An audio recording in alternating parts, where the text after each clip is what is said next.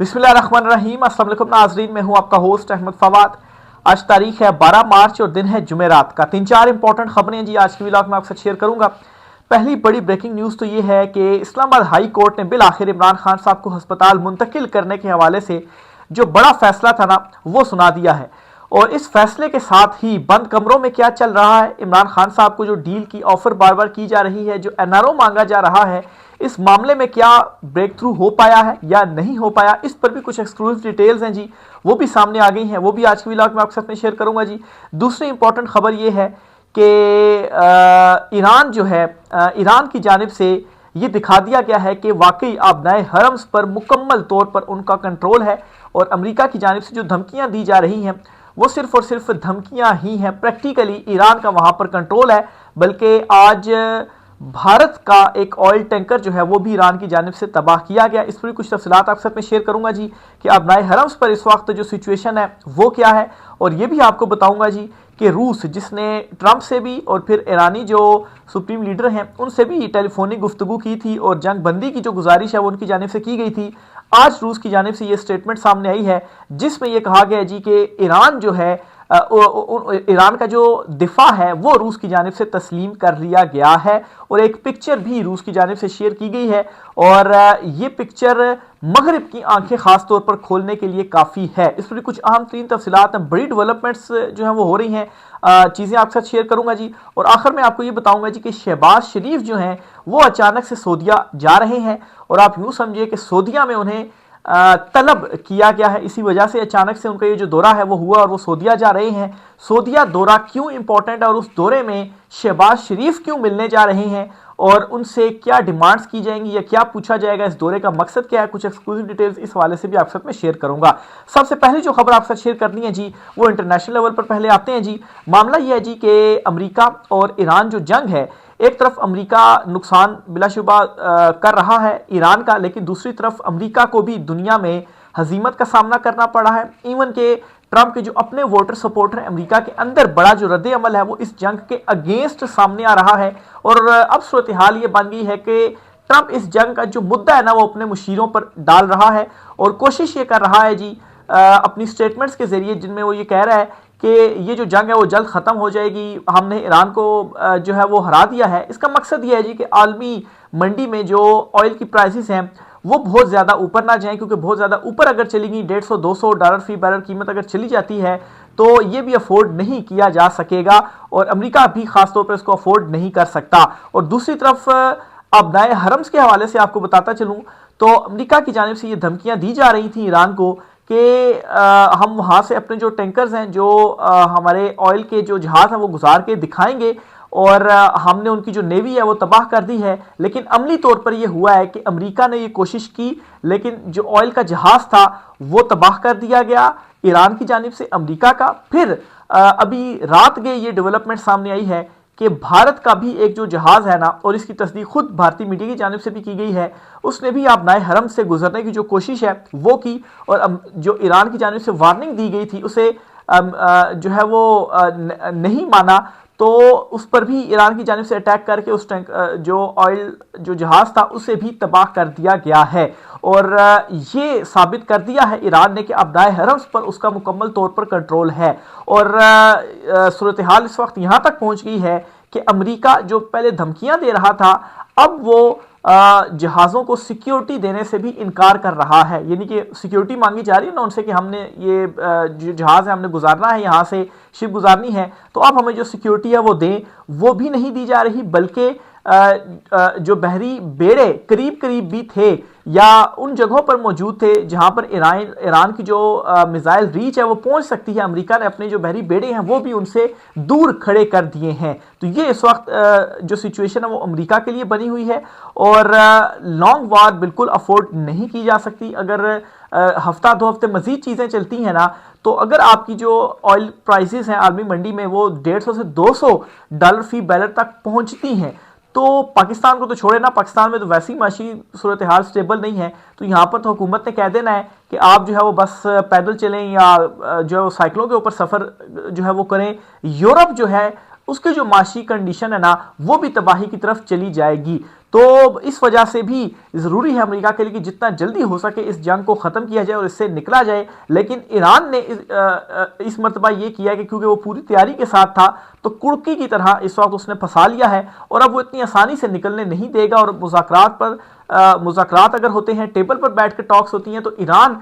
जो है वो उस पर एज उसको हासिल होगा और वो अपनी जो शराइत है वो मनाएगा। फिर इसी तरह से इस हवाले से एक और ख़बर भी आपको देता चलूँ जी, और वो ये है जी कि रूस ने ईरान के दिफा को तस्लीम जो है वो कर लिया है। ये बहुत बड़ी ब्रेकिंग न्यूज़ है और एक जो है वो ऑफिशियल एक चैनल है रूस का जिसका ट्विटर अकाउंट है, उसने अपने ट्विटर अकाउंट के ऊपर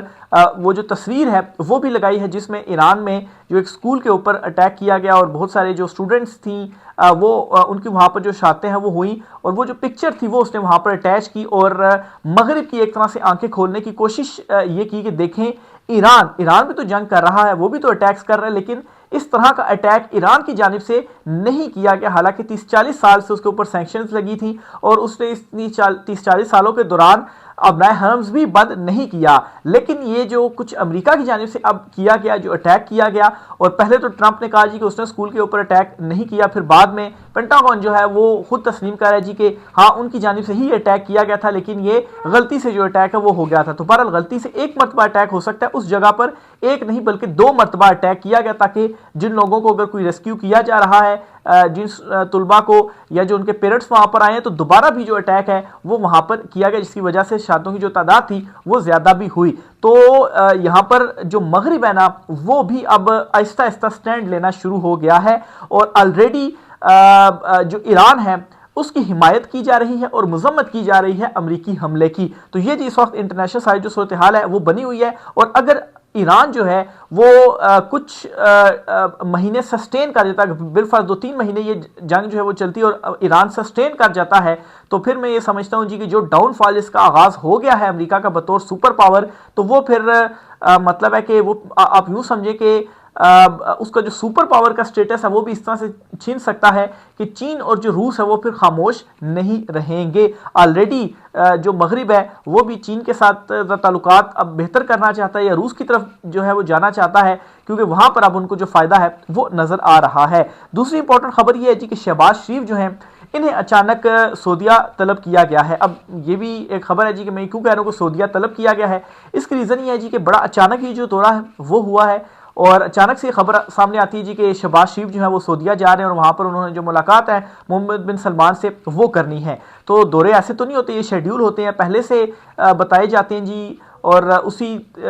शेड्यूल के तहत जो दौरे हैं वो किए जाते हैं। तो तलब का मैं इसलिए कह रहा हूँ कि शायद वहाँ से बुलाया गया होगा कि आए ना ज़रा आप यहाँ पर आए, हमारे पास आपके साथ कुछ जो चीज़ें हैं वो हमने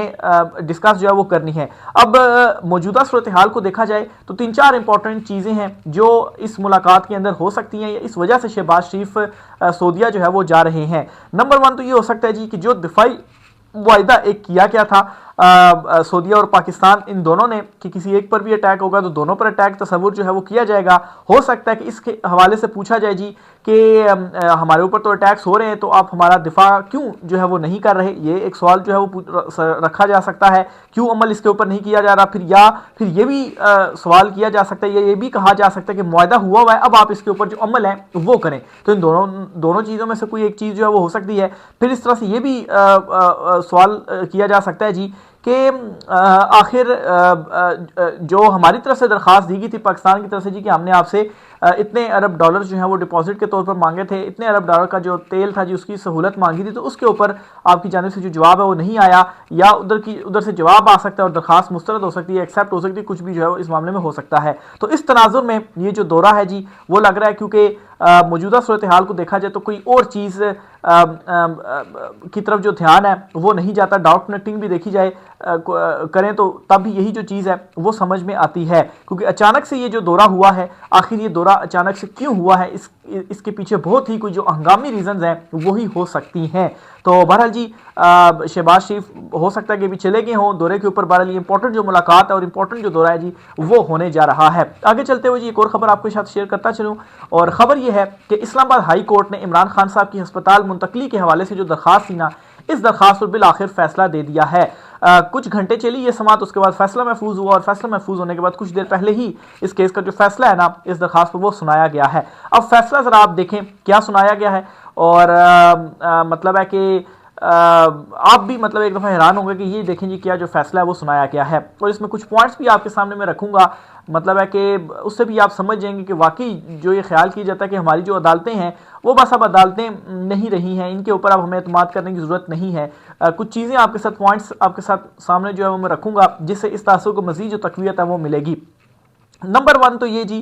कि अदालत ने ये हुक्म दे दिया है कि ये जो मुंतकली का मामला है ना, ये जो चीफ कमिश्नर हैं उनके साथ तय किया जाए, और एक बोर्ड बना दिया है, और उस बोर्ड में डॉक्टर्स जो हैं वो शामिल किए गए हैं जी कि वो चेकअप वगैरह करें, रिपोर्ट दें, और उसके बुनियाद के ऊपर जो चीफ कमिश्नर हैं वो फिर फैसला दें कि मुंतकिल करना है या नहीं करना। अब ये देखें, ये जो फैसला वो दिया गया नवाज शरीफ की मरतबा तो फ़ौरन से मुंतकिल जो है वो कर दिया गया, बल्कि लंदन जो है वो भिजवा दिया गया, पता नहीं उनको क्या जो बीमारी है जी वो हुई पड़ी है। अब ऐसा क्यों आया जी? अब इसमें ये देख सकते हैं जी कि पहले जब मुज़ाकरात हो रहे थे इमरान खान साहब को मुंतकिल करने के हवाले से, तो तब भी मोहसिन नकवी मौजूद थे और उन्हीं के जरिए जो मुज़ाकरात है वो हो रहे थे। तो अब आप ये समझे मोहसिन नकवी वज़ीर दाखिला तो उन्हीं के अंडर ही है ना सारे चीफ कमिश्नर वगैरह, तो अब बरह रास्त मामला उन्हीं की तरफ चला गया जी कि अब आप ही जो फैसला है ना वो करें। ज़ाहिर सी बात है वहाँ से वो फैसला करेंगे, नीचे से इजाज़त दे दी जाएगी, ठीक है जी इस तरह से जो चीज़ें हैं वो कर दी जाएँ। तो अब बरह रास्त जो मुज़ाकरात हैं वो वहाँ पर होने लग पड़ेंगे जी कि ठीक है ये चीज़ें आप माने तो ये जो चीज़ें हैं जी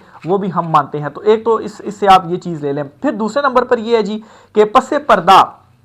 जो इस वक्त चीज़ें चल रही थी डील के हवाले से, वो जो बातें चल रही थी,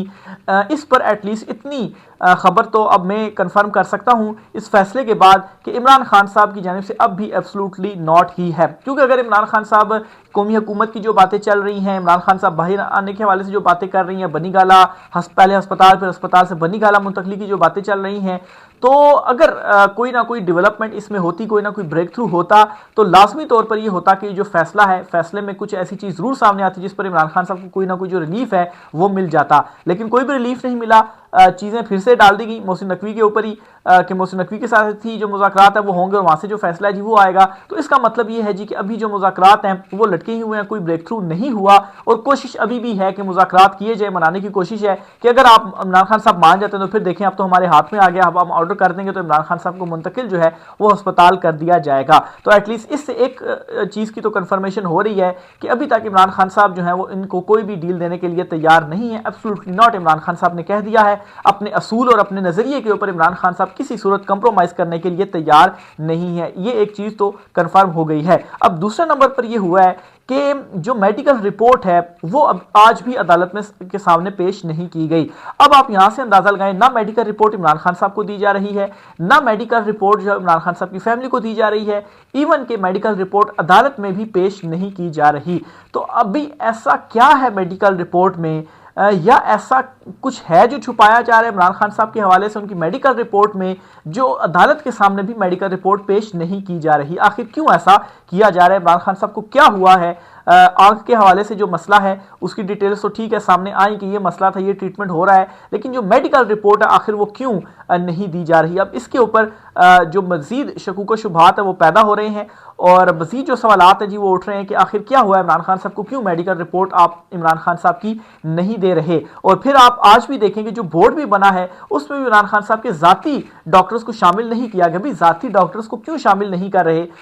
यहां तक भी कहा गया कि वो कोई पॉलिटिकल स्टेटमेंट आकर बाहर नहीं देंगे, सिर्फ खान साहब का ट्रीटमेंट करेंगे और खान साहब का मेडिकल चेकअप करेंगे और उसी से रिलेटेड रिपोर्ट बाहर आकर देंगे जी। सिर्फ और सिर्फ मेडिकली जो एक उनकी जो स्टेटमेंट्स होंगी इसी के सर्कल के अंदर ही रहकर वो जो स्टेटमेंट है वो देंगे, लेकिन जाती मालिजीन को भी एक्सेस ना देना जी। उसकी क्या रीजन है? क्या वो मेडिकल करके कोई जो चीजें शायद छुपाई जा रही हैं उनके सामने आ जाएंगी, वो पब्लिक को बता देंगे या फैमिली को बता देंगे? क्या इस चीज से जो है वो डरा जा रहा है जिसकी वजह से जाती मालिजीन जो है वो भी अब शामिल नहीं है बोर्ड के अंदर? आप देखें, और फिर उसके बाद एक्सेस भी नहीं दी जा रही, और फिर उसके बाद आप देखें जी खान साहब की अदालत में भी मेडिकल रिपोर्ट जो है वो पेश नहीं की जा रही। आखिर इसके पीछे क्या वजूहात हैं? तो ये जी इमरान खान साहब के हवाले से आज एक फैसला जो वो इस्लामाबाद हाईकोर्ट से आया है। आखिर में आपको बताता चलूं जी कि एक बड़ा इस्तीफा तो नहीं, बहरहाल निहाल हाशमी को गवर्नर सिंध बना दिया गया है। समरी की मंजूरी होगी है, शहबाज शरीफ ने सदर को जो है वो समरी भेज दी है, वहाँ सिग्नेचर होंगे तो ये गवर्नर सिंध बन जाएंगे। कामरान टिसोरी जो कि एमक्यूएम से ताल्लुक रखते हैं जी, उनकी छुट्टी कर दी गई है और एमक्यूएम जो है वो इसके ऊपर काफ़ी ज़्यादा नाराज़, और वो ये कहते हैं कि हमें तो बताया ही नहीं, हमें तो मालूम ही नहीं, हमें तो मीडिया से पता चल रहा है जी कि नए गवर्नर आ गए और हमारे गवर्नर की जो छुट्टी है वो हो चुकी है। तो मेरे ख्याल से एमक्यूएम की कोई इतनी क्या वो है कि आपको बता के फॉर्म 47 के ऊपर तो ज़ाहिर आप आए हुए हैं, और आपका जो गवर्नर है वो किस तरीके से आए हैं, तो जिन्होंने लाया था वही अब अपना नया जो गवर्नर है वो लगा रहे हैं। तो ये तो सवाल आपकी तरफ से बनता ही नहीं है, बल्कि एमक्यूएम तो ये भी कहती है कि हम अपना कोई लाहे अमल इस हवाले से देंगे। तो लाहे अमल देते रहे, कोई लाहे अमल नहीं आएगा, कोई कुछ नहीं होगा, और ये जो फैसला कर लिया गया इसी के ऊपर इंप्लीमेंट होगा। राय का इज़हार कीजिएगा। आज की व्लॉग से इतना ही, इजाज़त दीजिए, अल्लाह हाफिज़।